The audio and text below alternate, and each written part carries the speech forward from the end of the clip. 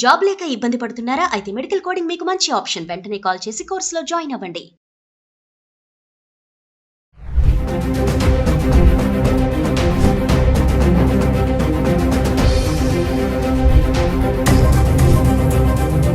Hello viewers, welcome back to Suman TV.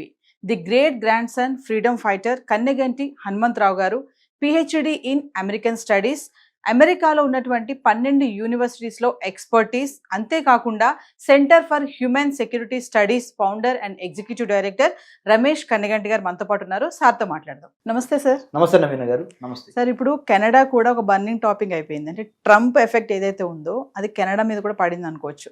ఇమీడియట్గా అక్కడ ఉన్నటువంటి మన ఇండియన్ స్టూడెంట్స్ని డిపోర్ట్ చేసేస్తున్నారు. దీన్ని ఎలా చూడొచ్చు అంటారు? అసలు ఎందుకు ఎఫెక్ట్ పడింది అంటే ఏం చెప్తారు? 100% మేడం. నేను సుమన్ టీవీలో కరెక్ట్గా మనము జనవరి 20, 2025 మనం మాట్లాడుకున్నప్పుడే నేను చెప్పాను, ట్రంప్ ఎప్పుడైతే 100 ఎగ్జిక్యూటివ్ ఆర్డర్స్ సైన్ చేశాడో అప్పుడే చెప్పాను మీకు, మేడం రాబోతున్న 100 రోజుల్లో ట్రంప్ చేసే అన్ప్రెడిక్టబుల్, అంటే ఊహించలేనంత, ఊహకు అందనంత, మన ఊహకు అందనంత నిర్ణయాలు తీసుకుంటాడు. ఆర్థికంగా, రాజకీయంగా, సామాజికంగా, శాస్త్రపరంగా, సాంకేతికంగా, technological, political, economic, business, trade. Trump is going to create his own mark. He will be a trendsetter, and also he does believe in doing things which people cannot even expect. So that is his way of taking decisions. That is his leadership style. So అది అప్పుడే చెప్పాను. దాంట్లో భాగంగా I'm not surprised. 100% Donald Trump ఏదైతే చేశారో దాని పక్క దేశమైన కెనడాలో జస్టిన్ ట్రూడో ఇప్పుడు Canadian prime minister. America, Canada రెండు పక్కపక్కన ఉన్న నైబరింగ్ కంట్రీస్. మన ఇండియా పాకిస్తాన్ లాగా, ఇండియా చైనా లాగా, లేదా ఇంకొద్ది చెప్పాలంటే ఇండియా బంగ్లాదేశ్ లాగా, ఇంకా బాగా చెప్పాలంటే ఇండియా శ్రీలంక లాగా. అంటే మనకి ఎట్లయితే నైబరింగ్ కంట్రీస్ ఉన్నాయో అట్లానే ఉత్తర అమెరికా ఖండంలో, నార్త్ అమెరికన్ కాంటినెంట్లో 2 కంట్రీస్ ఉంటాయి మేడం. నార్త్, ఫర్దర్ అప్ నార్త్లో కెనడా ఉంటుంది, బోర్డర్ యువతల అంటే ఇటు అమెరికా ఉంటుంది. సో అమెరికాలో తీసుకునే ప్రతి నిర్ణయము కెనడా మీద, కెనడాలో తీసుకునే కొన్ని నిర్ణయాలు అమెరికా మీద ప్రభావం చూపిస్తూ ఉంటాయి. ఎందుకంటే you can choose your friend but you can't choose your neighbour, right? So Donald Trump తీసుకున్న నిర్ణయం ఏదైతే ఉందో, ఇల్లీగల్ ఇమిగ్రెంట్స్ని ఆయా దేశాలకి బలవంతంగా బై ఫోర్స్ ఐఎమ్ డిపోర్టింగ్, అంటే ఒక ఏరోప్లేన్లో కూర్చోబెట్టి మిమ్మల్ని మీ దేశాలకి పంపించేస్తున్నాను, అవసరమైతే సంకెళ్ళు వేసి, handcuffed. This is the decision taken by president Donald Trump.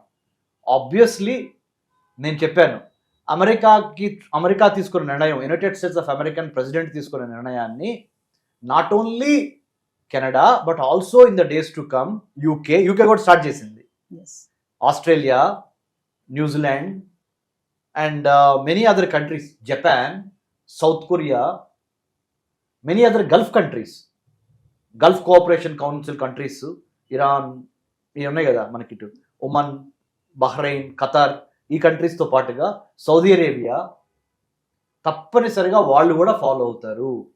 కాబట్టి ఇట్ ఈస్ ఎ క్యావియేట్ అంటే తెలుగులో హెచ్చరిక.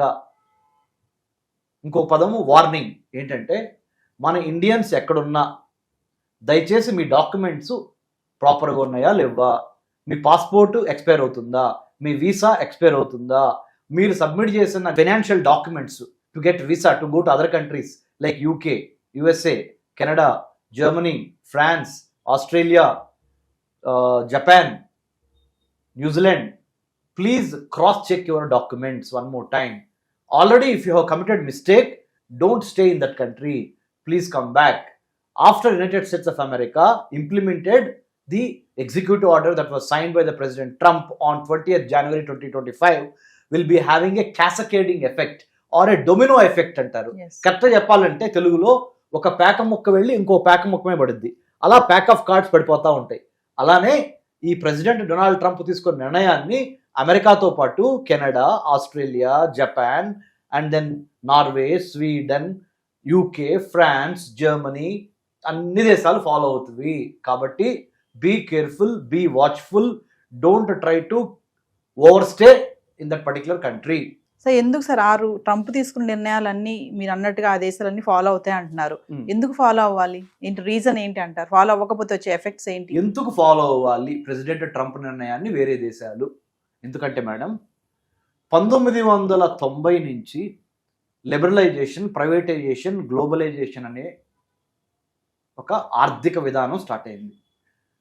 New liberal economic policy adopted by almost all the countries in the world including India. అప్పుడు మనకి మన తెలంగాణ, ఇప్పుడు తెలంగాణ, అప్పుడు మన ఆంధ్ర ముద్దుబిడ్డ, ఇప్పుడు తెలంగాణ ముద్దుబిడ్డ అని మీరు అనొచ్చు.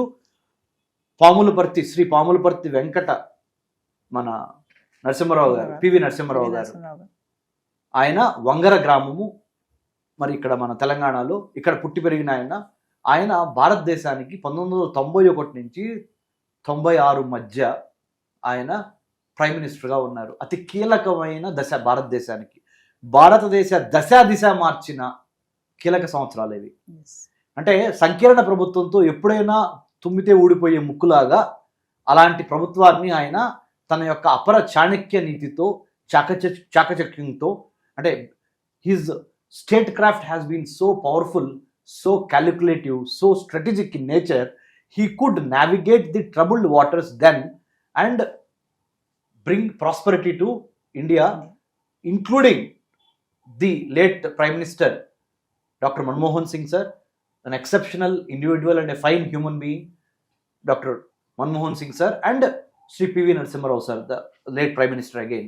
Both of them, they have also got liberalization, privatization, globalization to India. ఇలా ప్రపంచంలో ఉన్న దేశాలన్నీ 1991 నుంచి నవీన గారు 2020 వరకు లిబరలైజేషన్, ప్రైవేటైజేషన్, గ్లోబలైజేషన్ బాగా నడిచింది. ఎప్పుడైతే కోవిడ్ వచ్చిందో, కరోనా వైరస్ 2019లో లాస్ట్లో స్టార్ట్ అయ్యి 2020, 2021 వరకు, 2022 వరకు తన ఎఫెక్ట్ని చూపించిందో, ప్రపంచ దేశాల్లో ఒక రకంగా లోకలైజేషన్ అనేది ఎక్కువైంది.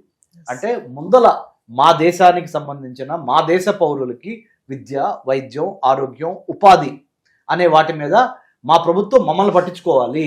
దాని తర్వాతే వేరే దేశస్తుల నుంచి వచ్చిన వాళ్ళని కానీ, వేరే ఇమ్మిగ్రెంట్స్ అనండి, లేకపోతే వేరే దేశాల నుంచి వచ్చి ఇక్కడ చదువుకుంటున్నా లేకపోతే ఉద్యోగం చేసుకుంటున్నా వాళ్ళకే తర్వాత చెందాలి అనే ఒక స్పృహ ప్రపంచవ్యాప్తంగా అన్ని దేశాల్లో వచ్చింది. Localization has become now the new globalization. Localization now has become the new normalization. Localization now has become the new universalization. First లోకల్స్కి అవకాశాలు ఇచ్చి, లోకల్స్ చక్కగా ఉన్నప్పుడే, ఈ ప్రాంత వాసులు ఇక్కడ పుట్టి పెరిగిన వాళ్ళు హ్యాపీగా ఉన్నప్పుడే తర్వాతే మీరు వేరే దేశస్తులకి, అంటే తెలుగులో చెప్పాలంటే అయిన వాళ్ళకి ఆకుల్లో, కాని వాళ్ళకి కంచాల్లో పెట్టే విధానాన్ని మార్చుకుందాము అనే ఒక స్పృహ అమెరికాతో పాటుగా చాలా అమెరికా మిత్రపక్షాల్లో కూడా, మిత్రపక్షాలే కాదు మిగతా అందరిలో వచ్చింది అది.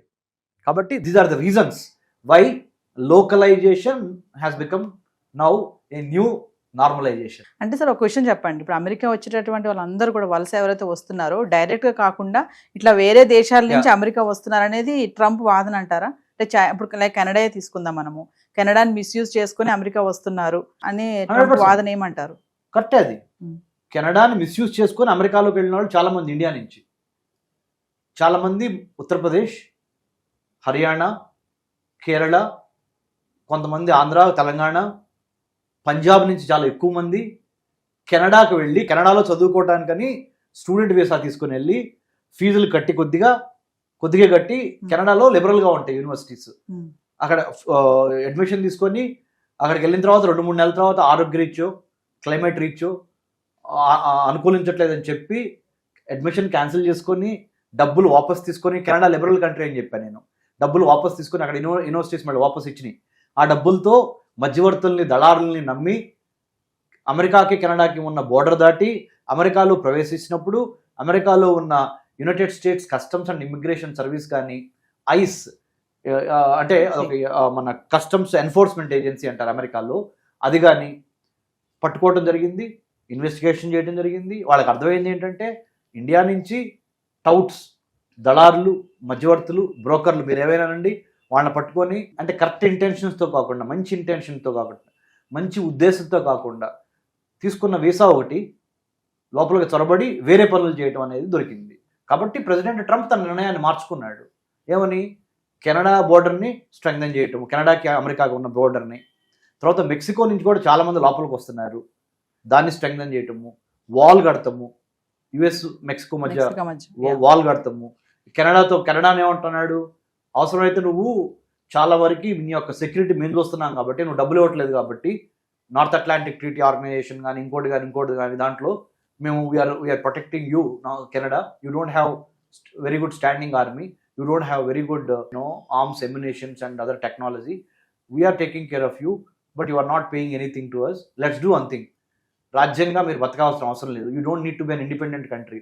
Be part of America as a 51st state of United States of America. మాలో కలవండి.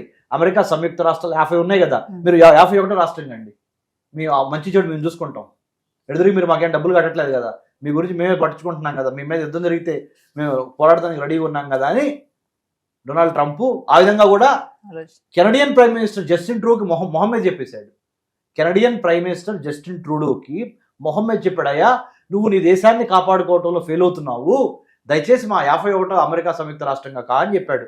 Of course Canadians they are not happy about it. They strictly oppose whatever Trump has said. So we have to wait and see what will happen.